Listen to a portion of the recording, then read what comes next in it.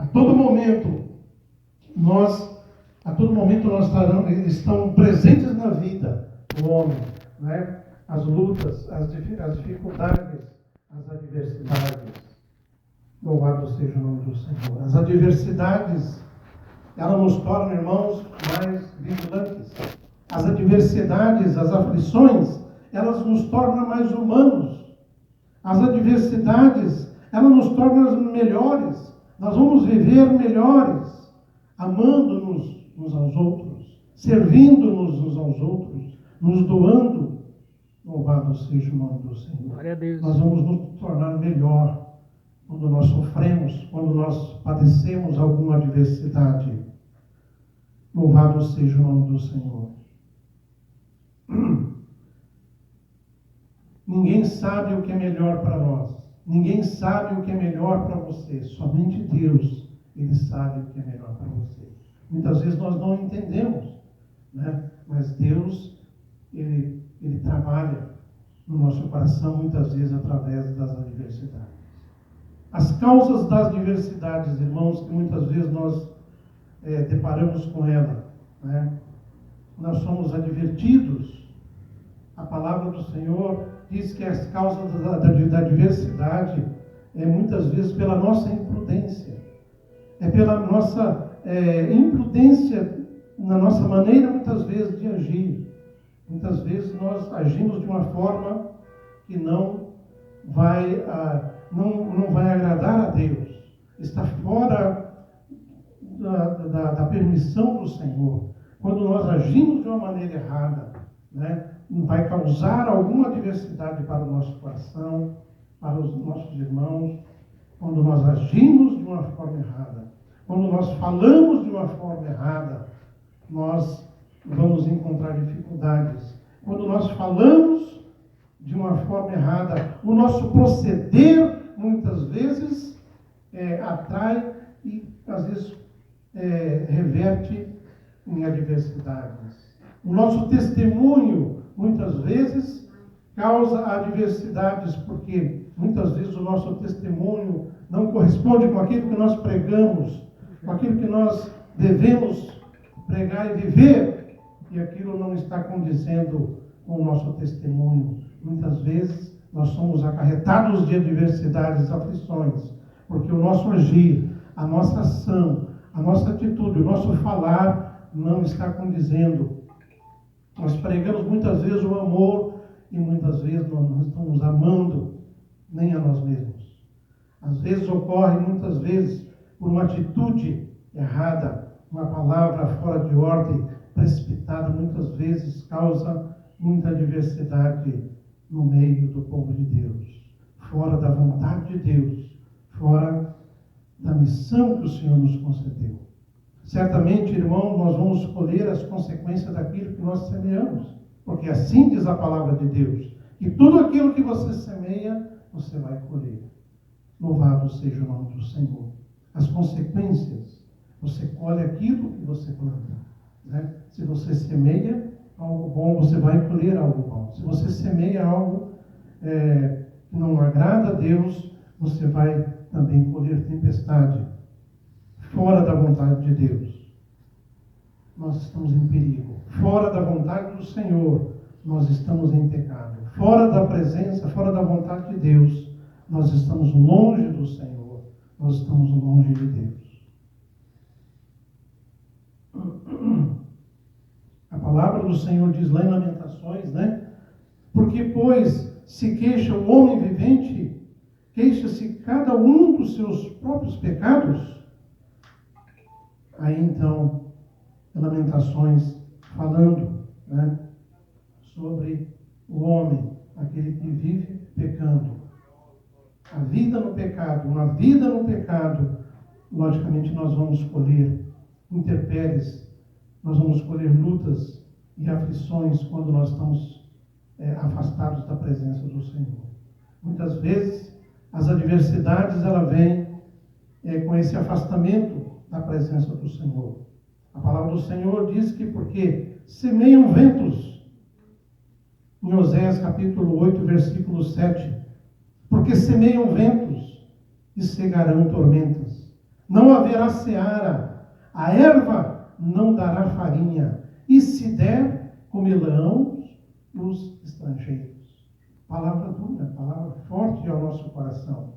Aquele que comete o pecado, aquele que se afasta de Deus, aquele que semeia, né, através das palavras, ele vai colher, né? E muitas vezes ele vai sofrer também.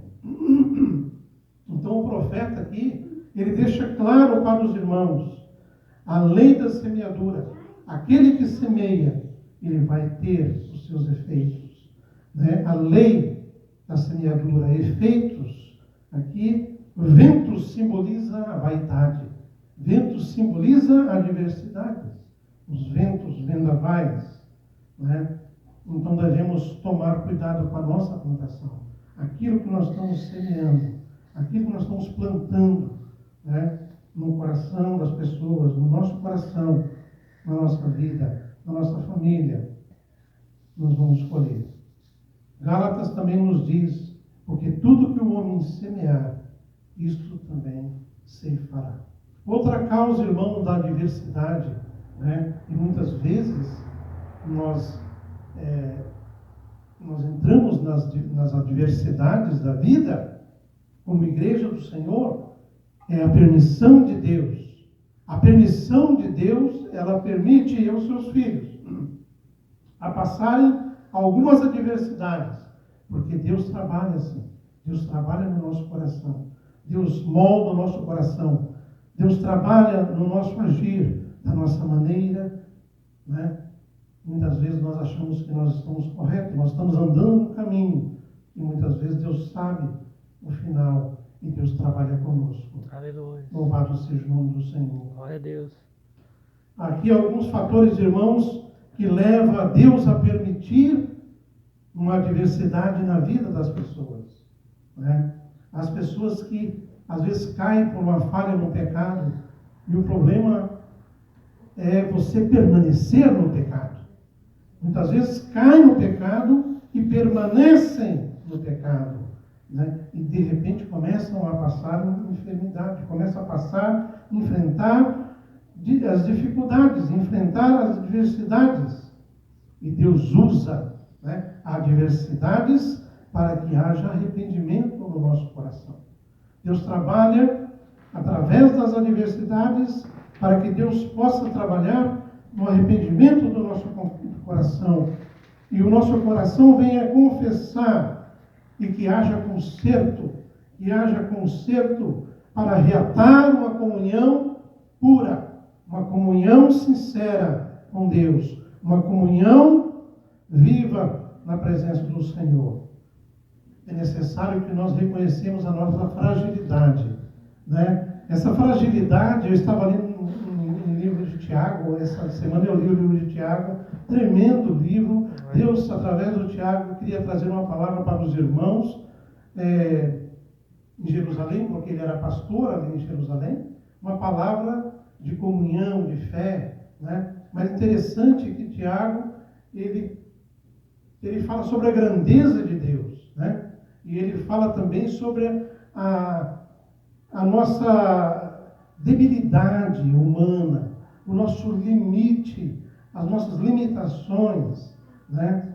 É necessário que nós, como igreja, Tiago passa para os irmãos que é necessário que eles reconheçam que eles são frágeis, que eles necessitam desse Deus grande. Quanto mais nós colocamos como pequenos diante de Deus, você vai fazer com que Deus se torne grande e você se torne pequeno. Você se torne necessitado, frágil, dependente do Senhor, né?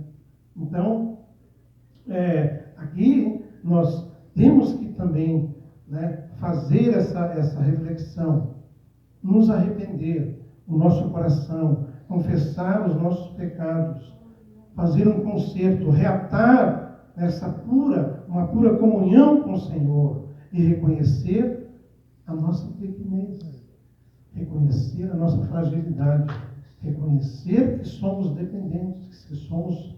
Você só vai reconhecer quando você deparar com a grandeza de Deus. Quanto mais você chega próximo de Deus, você você vai ver que Ele é grande e você é pequeno. Né? Então, é maravilhoso. A palavra de Deus diz assim: o que encobre suas transgressões nunca prosperará. Olha, aquele que encobre nunca prosperará. Mas o que confessa e deixa alcançará misericórdia. Aleluia. Amém? Louvado seja o nome do Senhor. Né? Aquele que encobre, ele não progredirá. Aquele que tem um pecado muitas vezes guardado e fica acumulado, permanece no pecado e muitas vezes está na igreja, e às vezes a igreja fica naquela... Porque muitas vezes tem pecados, irmãos, que as pessoas elas permanecem no pecado e vivem essa vida. A palavra do Senhor diz que aquele que encobre, ele não progredirá espiritualmente. Né? E a palavra é para que nós reconhecemos a nossa fragilidade, a nossa fraqueza espiritual. A nossa prosperidade espiritual, irmãos, está na nossa justificação com Deus. A nossa alegria da salvação, a nossa prosperidade espiritual, o nosso crescimento espiritual depende da nossa comunhão com Deus, a nossa justificação, esse relacionamento com o Senhor, né? O nosso amor, a nossa proteção, a afinidade com Deus, a intimidade com o Senhor, o reconhecimento, né, da grandeza de Deus. Somente aqueles justificados pelo sangue do Senhor, por nosso Senhor Jesus Cristo, através dele, nós somos justificados, porque ele é o ato, ele fez o ato sacrificial na cruz do Calvário, vertendo o seu sangue, e através do sangue nós somos justificados. Temos essa comunhão, essa alegria de entrar na presença de Deus, essa alegria de sentir a presença, essa alegria, o gozo do Espírito Santo que nós estamos sentindo aqui nessa noite através da adoração, do louvor e da palavra. Né? É maravilhoso. Você é justificado. E muitas vezes Deus usa o sofrimento para nos trazer de volta. Muitas vezes Deus trabalha através da adversidade porque Ele nos ama. Ele quer chamar a nossa atenção para Ele, para si, porque nos ama. Ele almeja, Ele espera, Ele deseja, né, o nosso regresso. Louvado seja o nome do Senhor. Glória a Deus. Aleluia. E muitas vezes também o que causa adversidade na vida do cristão, na vida da igreja, na vida dos irmãos, é algo que está atual nas igrejas. Né? Hoje nós vemos a dificuldade dos irmãos, nós vemos a dificuldade dos pastores. Né? A gente tem percebido, e muitas vezes, às vezes nós estamos num momento que às vezes a igreja está, às vezes com 40, 50, 30 pessoas. Muitas vezes as pessoas somem, muitas vezes nós ficamos com 4, 5, 20, 10 pessoas. Né? As pessoas não têm um compromisso. Isso, às vezes, entra em adversidades também, é essa frieza espiritual. Né? É uma frieza espiritual, como uma indiferença. Né? Tanto faz, tanto fez.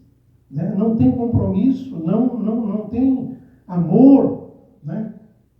A trabalhar na obra do Senhor, fazer a obra de Deus. Isso é o que mais nós vemos hoje, é essa frieza espiritual, é essa indiferença no meio da igreja com as coisas de Deus, com as coisas do Senhor. Louvado seja o nome do Senhor. E quando nós nos mostramos, irmãos, com essa frieza, quando nós nos mostramos com esse gelado, essa indiferença com as coisas de Deus, né? Muitas vezes vem adversidade sobre nós. Muitas vezes nós temos tudo também. Deus nos abençoa de uma maneira que nós não necessitamos mais da comunhão, né, com o Senhor. Às vezes não oramos mais, nós não lemos mais a palavra de Deus. Muitas vezes não participamos, né, dos cultos, não temos frequência, né, com a igreja. Então a diversidade muitas vezes vem, a diversidade vem e é de grande valia. Louvado seja o nome do Senhor. Nessa frieza espiritual, o perigo é perigo a pessoa se apostatar da fé. Né? Aquele que é indiferente, é frio, ele vê as bênçãos de Deus, já foi abençoado por Deus, hoje vira as costas e é indiferente com o Senhor.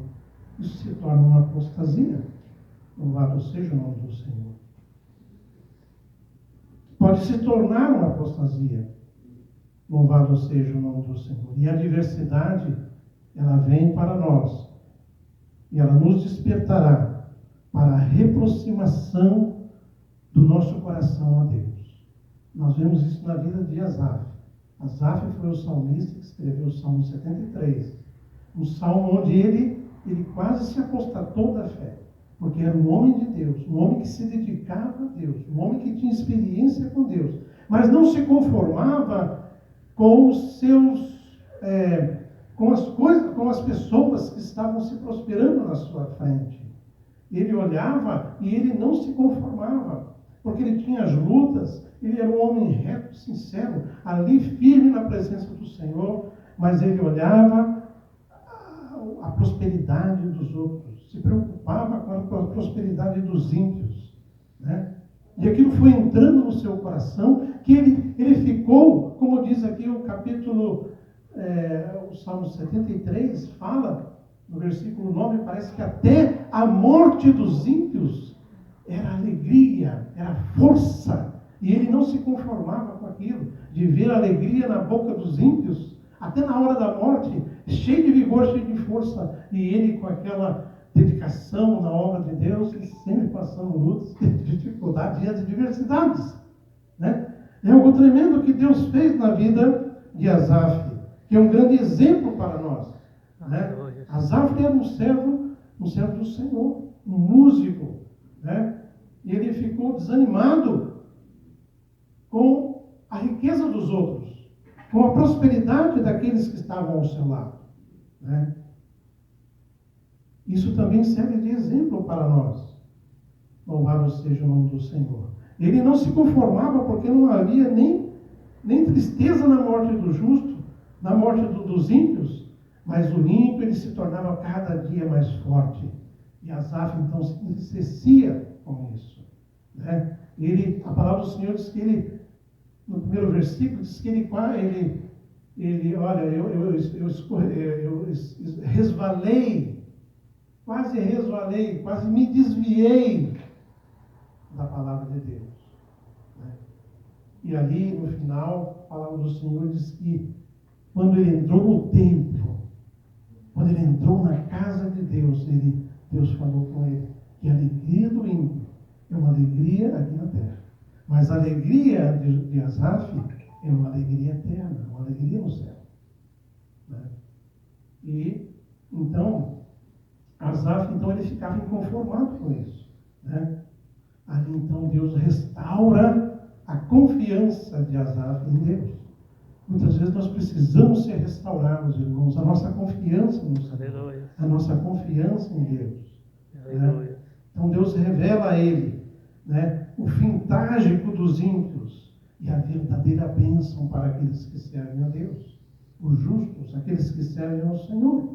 E a palavra do Senhor diz assim: pois eis que os que se alongam de ti perecerão.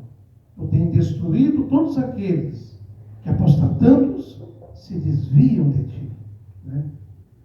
Então, a riqueza que o ímpio muitas vezes ele tem, ele aproveita aqui na terra, mas o cristão, o justo, né, a vida de Josafá, ele entendeu que a glória dele, a alegria dele, a prosperidade dele é no céu. Louvado seja o nome do Senhor. Então, Asaf, Deus abriu os olhos de Asaf.